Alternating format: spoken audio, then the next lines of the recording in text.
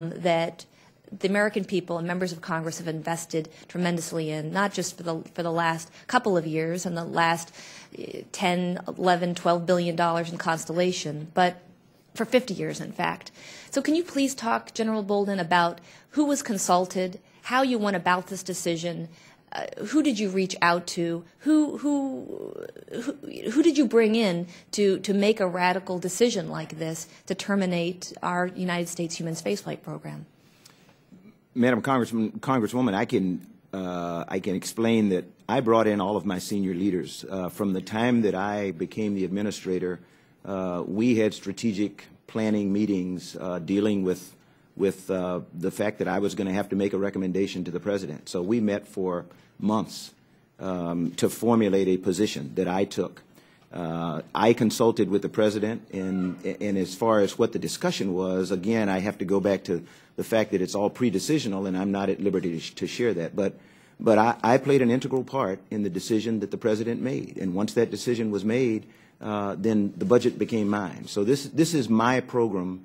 It's my budget, and I can't say that too many times. I wish I could blame it on somebody else if somebody needs to take the blame.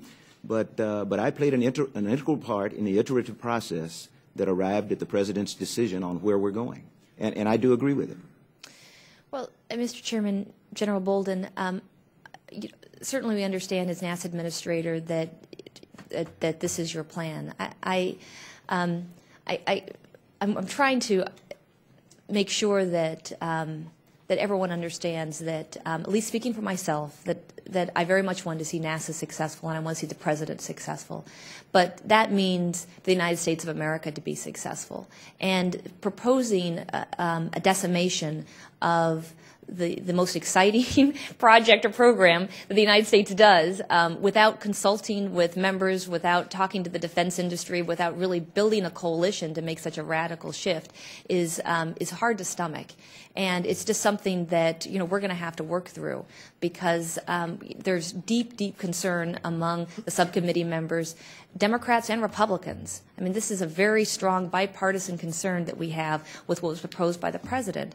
And we want to work with you. We want to work with the President. But some of these, what you're proposing in a 4-page draft memo is just it's too great of a shift to really not have those details when presented to us in the Congress. So, Mr. Chairman, we're going to be working to get that information, and I thank you for the time. Thank you, Chair Giffords. Before we proceed, let me just make a quick announcement to our friends that are visiting on the committee now.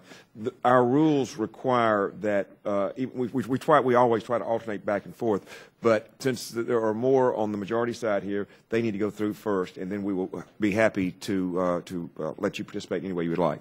And so Ms. Fudge is recognized. Thank you, Mr. Chairman, and thank you, Mr. Bolden. It's nice to see you again.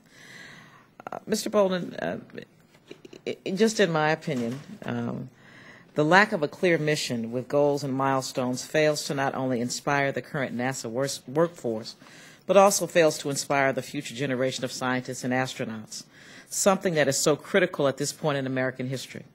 When we are talking about the need for more students to be excited about careers in STEM fields, having no light at the end of the tunnel, be it on Mars or the Moon, we will not serve our country well at this time. Just last week, I was at JFK High School in my district where I was talking to a young ROTC student. I asked him what he wanted to be, and he said an astronaut. I had no clue what to say to him at that point. I wanted to say to him, find something else to do because the chances of becoming an astronaut or a rocket scientist